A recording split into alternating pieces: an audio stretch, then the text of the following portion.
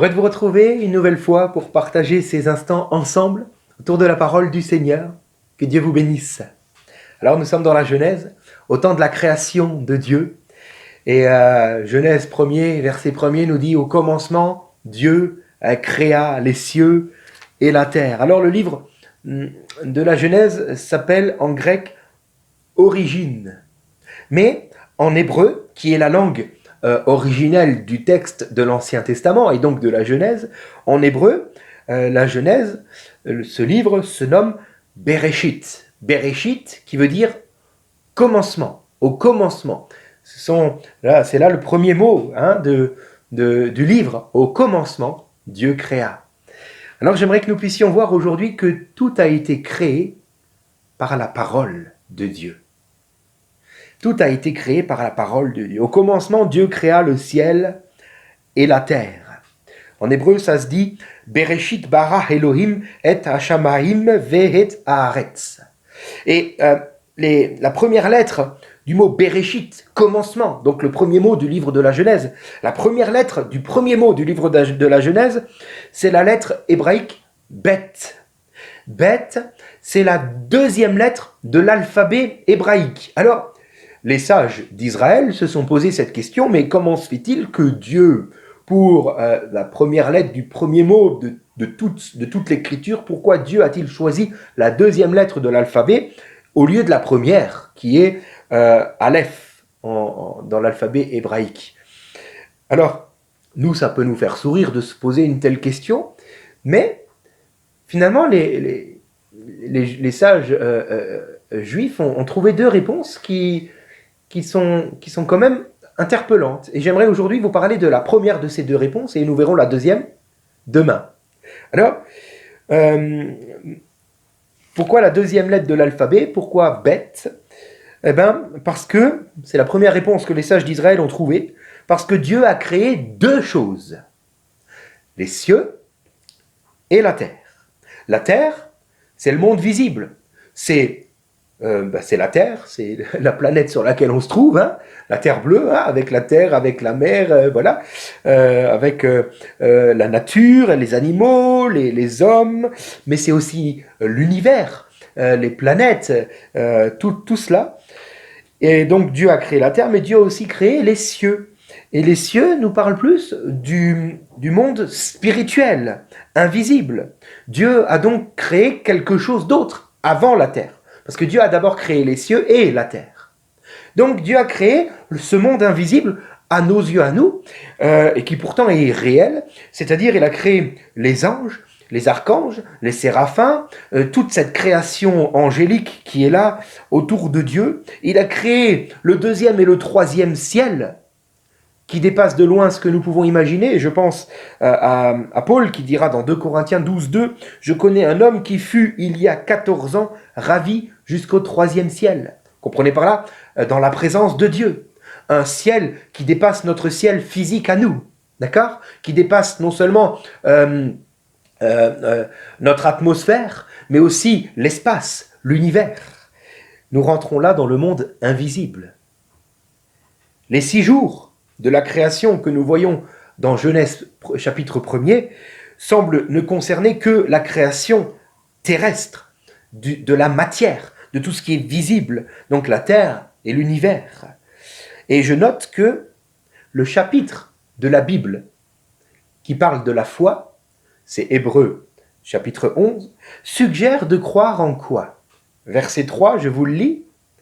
C'est par la foi que nous reconnaissons que l'univers a été créé par la parole de Dieu, en sorte que ce qu'on voit n'a pas été fait de choses visibles. Mais comprenons donc de choses invisibles, de la parole de Dieu, de ce monde invisible qui a déjà été créé par Dieu avant le monde visible. Alors, nous lisons dans Genèse chapitre 1er, verset 3, Dieu dit que la lumière soit et la lumière fut. Je comprends finalement que Dieu se suffit à lui-même, que Dieu n'a pas besoin de matière pour effectuer son œuvre. La parole de Dieu a créé. Dieu dit et la chose arrive. C'est marqué dans Psaume 33, verset 9. Dieu dit et la chose arrive, il ordonne et elle existe. La parole de Dieu a une telle puissance qu'elle se suffit à elle-même pour créer la volonté du Père. Jésus est la parole. Jean chapitre 1er, les premiers versets, on en reparlera certainement demain. Dieu créa les cieux et la terre. Dieu créa. Ce verbe créer en hébreu se dit bara. Bara qui veut dire créer ex nihilo, c'est-à-dire à partir de rien. Nous avons, mes amis, un Dieu qui crée à partir de rien, car tout vient de l'invisible et devient visible par la puissance de la parole créatrice. J'ai un Dieu qui crée à partir de rien. Alors, en 1965, on a envoyé dans l'espace la sonde Hubbard qui a envoyé des photos d'un rayonnement fossile d'une gigantesque explosion de lumière située à un endroit précis de l'univers et au commencement des temps. L'explosion d'un rayonnement, d'une lumière. Et je lis dans Jean 1, on en parle aujourd'hui finalement, c'est pas demain, vous voyez. Jean 1, les 4 premiers versets, au commencement, tiens, l'évangile de Jean commence comme la Genèse, au commencement. Au commencement était la parole, et la parole était avec Dieu, et la parole était Dieu. Elle était au commencement avec Dieu, toutes choses ont été faites par elle, et rien de ce qui a été fait n'a été fait sans elle. En elle était la vie, et la vie était la lumière des hommes. Cette lumière était la véritable lumière qui, en venant dans le monde, éclaire tout homme. Elle est venue chez les siens, et les siens ne l'ont point reçue. Car oui, Jésus a été rejeté et mis sur une croix. Jésus, cette lumière créatrice. Alors, cette sonde Hubbard, a renvoyé les photos d'un rayonnement fossile d'une gigantesque explosion de lumière. Car au commencement était la parole, au commencement, la lumière des hommes a créé. Les scientifiques ont appelé cette explosion de lumière le Big Bang. La parole de Dieu nous parle de Jésus-Christ. Cette lumière donnée aux hommes, qui a tout créé, car elle est la parole de Dieu. Alors, voilà la réponse à la question des savants juifs. La deuxième lettre de l'alphabet hébraïque, Bet, a été utilisée dans ce premier mot de la Genèse, Bereshit. Pourquoi ? Parce qu'elle se dessine comme un carré ouvert du côté de la lecture. D'accord ? C'est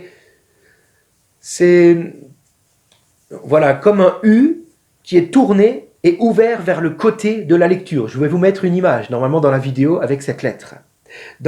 Ouvert du côté de la lecture juive. N'oubliez pas que les juifs lisent, non pas comme nous, de gauche à droite, mais de droite à gauche.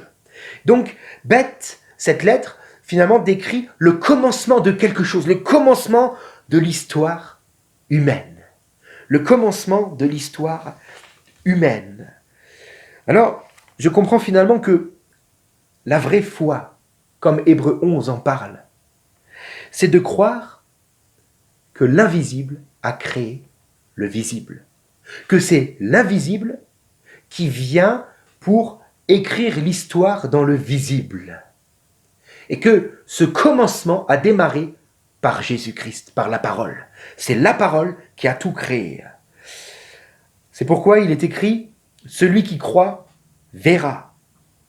Si je crois dans l'invisible, si je crois dans la parole créatrice, si je crois en Jésus-Christ, alors je verrai la gloire de Dieu dans ma vie. Dans ma vie. Même lorsque ma vie peut connaître le chaos, comme on l'a lu dans Genèse, la terre était informe et vide, il y avait des ténèbres à la surface de l'abîme, mais l'Esprit de Dieu se mouvait au-dessus des yeux. Dieu dit que la lumière soit, la lumière fut. Et là, même si c'est le chaos, si je crois dans l'invisible, dans la parole créatrice, si je crois en Jésus-Christ, en son œuvre et en ce qu'il est pour moi, en ce qu'il a fait pour moi, alors je peux voir la main de Dieu agir dans ma vie. Ce qui compte n'est pas finalement la réalité de ma situation, mais la vérité, ce que Dieu dit sur ma situation. Et si je crois en ce que Dieu dit, même peut-être au détriment de la réalité, alors je verrai ce que Dieu dit s'accomplir dans ma vie, car mon Dieu est un Dieu créateur ex nihilo, qui crée sans besoin de matière, mais uniquement s'il trouve la foi dans le cœur. Quelle grâce de le connaître. Quelle grâce as-tu d'entendre ce message, d'entendre que ton Dieu peut créer, peut susciter la porte de secours dont tu as besoin, si toi tu crois dans l'invisible, dans ce que Dieu dit et non plus dans ce que tu vois. Si tu t'arrêtes à la parole de Dieu et non à la réalité de ta situation. Alors, places-tu ta foi dans le visible ou dans l'invisible, dans ta situation ou dans ce que Dieu dit? J'aimerais te dire, et je termine avec cela, que le commencement, la lettre bête, l'ouverture à une nouvelle histoire pour ta vie, ne peut pas commencer sans Jésus-Christ.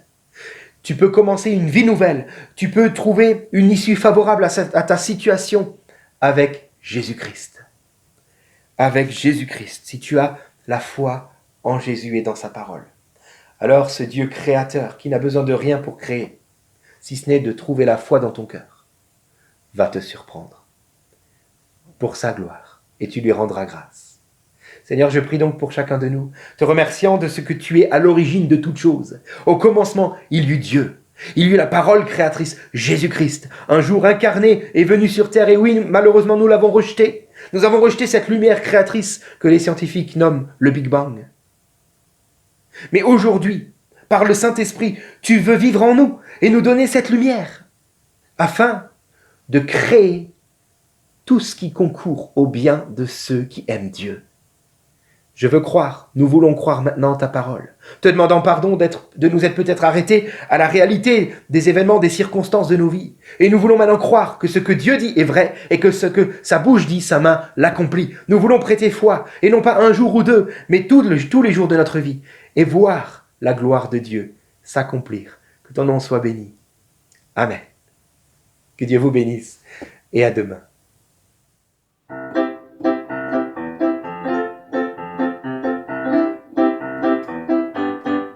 En lui je vis, j'agis.